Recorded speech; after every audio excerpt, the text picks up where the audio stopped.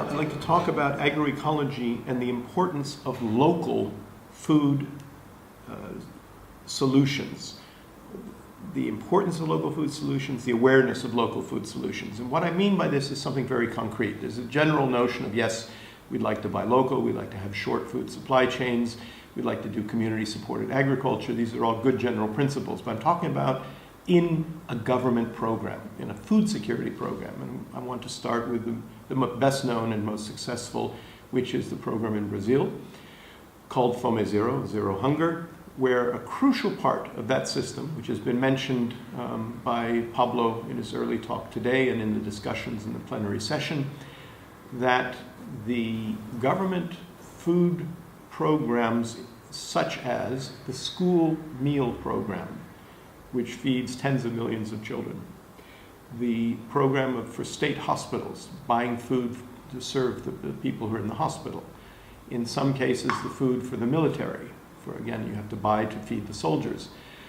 The food procurement, food provisioning system of the government must buy a certain proportion, which is a growing proportion, of its food from family farmers who live close to the place where the food will be used by the government. In some cases, as close as a fixed 25 kilometers. So if the law says that 30% of the food procured by a government program must be bought from family farmers within 25 kilometers of the place it will be used, that means you have created a local food security solution. It's also important because often those family farmers are some of the most food insecure people. Why? Because farm prices go up and down. They're volatile. And that means that if you're a small farmer, you don't have much buffer, you don't have much savings, you have a couple of bad seasons, and you may lose your farm. So it's very important to these family farmers to be able to have a sureness, a security in the price that they're going to receive. A government contract is a good way for that to happen.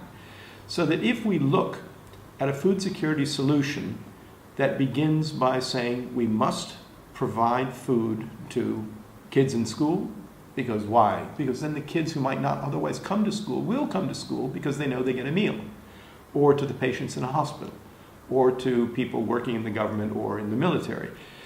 At that point, you can give a good contract to a family farmer. So the family farmer not only, maybe in very bad times, will be getting food from the food safety net program, but more of the time will be assured that she will get a good price for her production.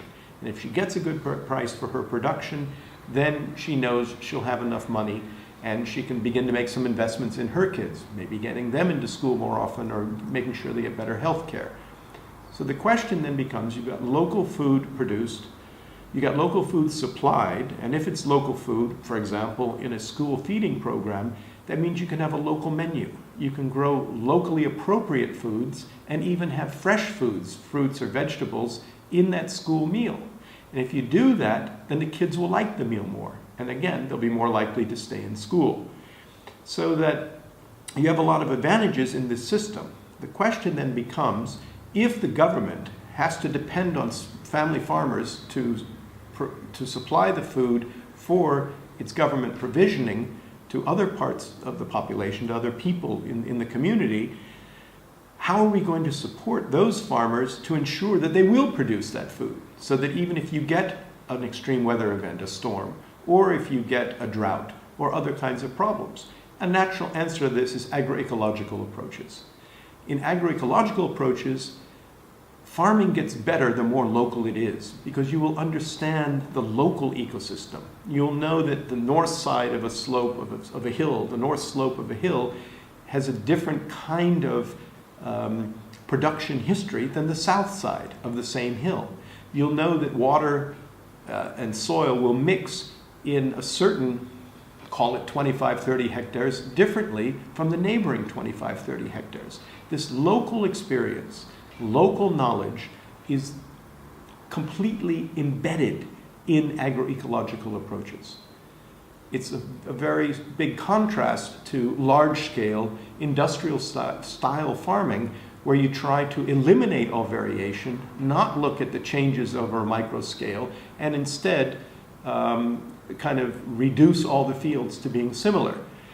Now, I think that in this case, you've got a natural fit. You have a niche in that local food solution for agroecology to be a natural support provided by public extension, by communication systems, good information communication technology. You can do local videos of farmers speaking in their local language, their local dialect, which may be different from the national language or dialect, and those farmers explaining in a 7-8 minute video how they prepare seeds and test to make sure the seeds are good, or how they mix seeds to put in one field so they get a diversity of products.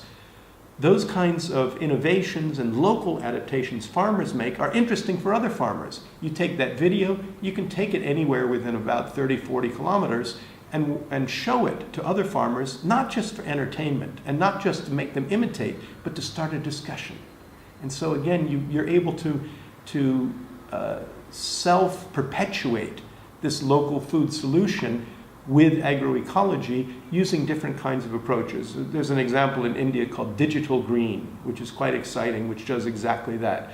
Team comes into a village, spends 8 days, farmers do the filming, farmers talk about their own innovations, and then they're used in areas where the same dialect is spoken. Once you've got it, you can show that film 20 times or 30 times, and each time the farmers who are sharing that in another location can discuss it and make more comparisons with what they themselves are doing. So these are approaches where agroecological principles applied to a local food security solution.